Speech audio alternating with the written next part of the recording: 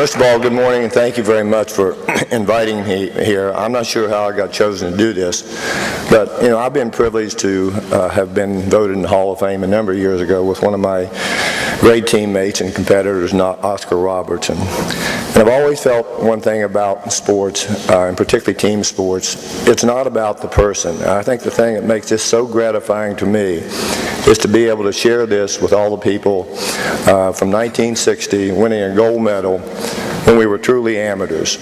The greatest thrill in my life was to win a gold medal, not to win an NBA championship. And forever, I will be grateful for these men, our coaches who passed away recently, Pete Newell and others, and also one of our teammates. And time separates all of us, but it certainly doesn't separate memories. And for you guys, I loved you when we played. It was truly a team. For a kid from a town of 500 people to receive $1 a day per diem, by the way. You guys did a little bit better than that.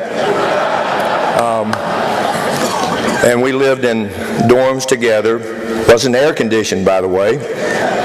And if people thought they were having a heat wave back east this year, they should have been in Rome in 1960. But I will tell you, there's not a day that goes by that I don't think about those days. The single proudest moment in my life was to go up and receive a gold medal for the United States in 1960. There's a wonderful book called The 1960 Olympics, The Olympics That Changed the World. I would recommend all of you to read it. David Marmonis wrote it. And it really wasn't about the Olympic game per se. It was about everything that was going on in this country: race, communism, the threat of nuclear war. And I can tell you that probably the greatest friends and the people I've had most respect for are the players who I have played with in the past, but more importantly, the ones who have paved the way even for us. People always ask me, are you jealous of what players make today? No, I say I'm really proud. I'm happy for them. And we see some of the most incredible representatives here today. And this, I don't know what your dream team, I would call it, if I was an opponent, I would call it a nightmare team. And see the incredible talent that they had. But I will tell you, I played on, I think, the greatest amateur team that ever played. And I'm so thankful that I can still say that these men are my friends. For a young kid from West Virginia, it was a thrill of a lifetime, and it still is today. And thank you for having me, and more importantly, thanks for remembering us from years gone by. Thank you. Hello, welcome to So Much to Talk About here at the 2010 induction weekend. My pleasure to have NBA Hall of Famer Mr. Jerry West, a member of the 1960 gold medal team. How are you, sir? I'm doing great, thank you. I have a couple of questions for you. The first question is very interesting about how important was it to be unified, because there were a lot of instigators of the whole race thing of black players, white players playing together from the Soviets, et cetera, et cetera. Talk about how it was important to really show that unity and show that you can be able to dominate and enjoy each other's company.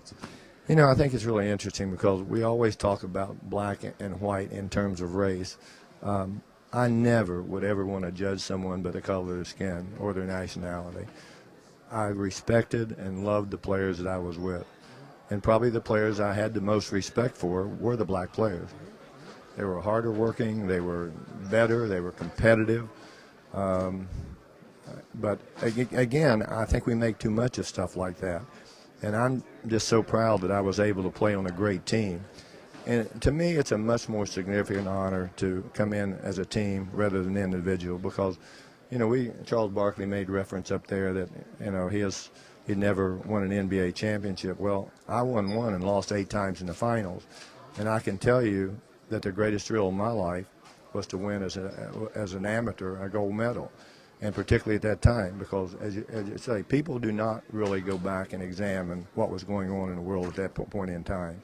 And I knew it. We were much more nationalistic as a country. It was just an incredible time for me, someone from a town of 500 who hardly ever been out of the state of West Virginia except to play basketball, to travel overseas and represent our country as an amateur was truly the highlight of my life. And even today, I mentioned up there today, I think about these guys all the time.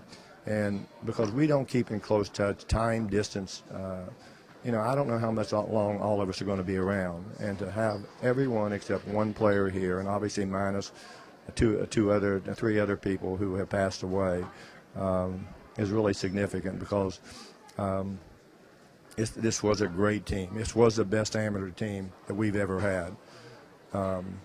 It was just a pleasure for me to be selected. And the selection process was so much different, so much more difficult, that some really good players were left off, which was very unfair.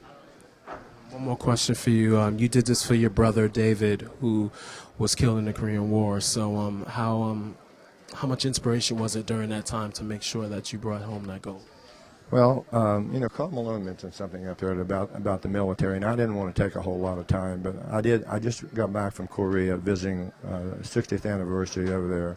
I went to when my brother got killed, and he was probably the one in my family that I was closest to. And people say, well, it must have been closure for it. There's never closure when you lose a loved one.